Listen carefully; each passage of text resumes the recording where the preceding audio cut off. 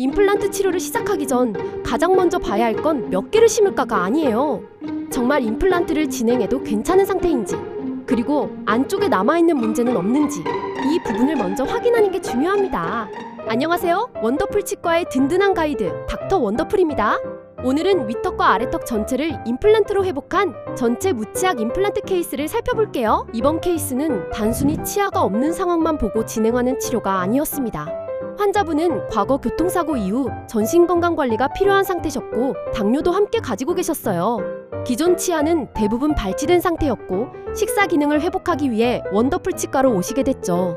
이런 경우에는요, 치아가 없으니까 바로 임플란트를 심자 이렇게 판단하기가 어렵습니다. 전신 건강 상태는 어떤지, 잇몸뼈는 어느 정도 남아있는지, 또 안쪽에 염증을 만들 수 있는 원인은 없는지, 이런 부분까지 다 같이 봐야 하거든요. 자, 그럼 처음 내원 당시 엑스레이부터 보겠습니다. 윗턱과 아래턱 모두 자연 치아가 거의 남아있지 않은 상태였어요. 잇몸뼈도 전체적으로 줄어든 모습이 보였고요. 전체적인 치료 계획을 신중하게 세워야 하는 상황이었습니다.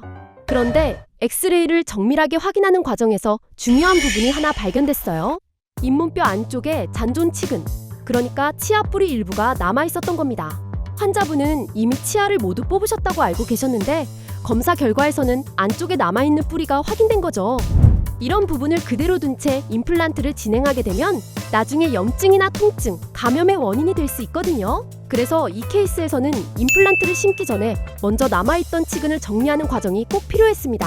치료 방향은 윗턱과 아래턱 전체를 회복하는 전체 무치약 임플란트였어요. 하지만 여기서 중요한 건 임플란트를 많이 심는 게 아니었습니다. 환자분의 전신 상태, 당뇨 이력, 잇몸뼈 상태, 그리고 남아있던 치근 문제까지 다 고려해서 치료 순서를 안전하게 나누는 것. 이게 이번 케이스의 핵심이었습니다. 그 다음에 환자분의 뼈 상태에 맞춰서 임플란트 심리 위치와 순서를 계획했습니다. 치료 과정은 크게 3단계로 보시면 돼요. 첫 번째, 남아있던 치근을 제거해서 임플란트가 들어갈 환경을 먼저 정리했고요. 두 번째, 윗턱과 아래턱의 뼈 상태를 확인하면서 필요한 위치에 임플란트를 식립했습니다. 세 번째, 당뇨와 전신 상태를 고려해서 무리하게 빠르게 진행하기보다는 충분한 회복 기간을 두었어요. 이후에 최종 보철물까지 연결해서 씹는 기능과 전체적인 치아 형태 회복을 목표로 치료를 마무리했습니다. 자, 그럼 치료 후 엑스레이를 보겠습니다. 윗턱과 아래턱에 임플란트가 자리 잡았고 그 위로 보철물이 연결된 모습을 확인하실 수 있어요. 비포와 애프터를 비교해보면요, 단순히 비어있던 자리를 채운 게 아니라 전체적인 구강 기능 회복을 목표로 단계적으로 치료가 진행됐다는 걸 보실 수 있습니다. 자, 이번 케이스에서 꼭 기억하셨으면 하는 부분은 이것입니다. 치아가 이미 다 빠진 상태라고 해서 바로 임플란트를 심는 게 항상 정답은 아니라는 점이에요.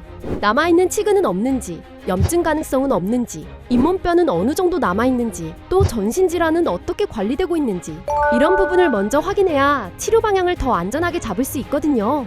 특히 당뇨나 전신건강 문제가 있는 경우에는 치료가 가능하지만 보는 게 아니라 어떤 순서로 진행해야 안정적인지를 함께 판단하는 게 중요합니다. 정확한 진단을 바탕으로 단계적으로 접근하면 복잡한 케이스에서도 개인 상태에 맞는 치료 방향을 찾을 수 있어요. 임플란트로 오래 고민 중이시거나 다른 곳에서 치료가 어렵다는 이야기를 들으셨다면 먼저 정밀 진단을 통해 현재 상태를 확인해 보시는 게 중요합니다. 지금까지 원더풀 치과 케이스 브리핑 닥터 원더풀이었습니다. 다음 케이스에서 또 뵙겠습니다. 감사합니다.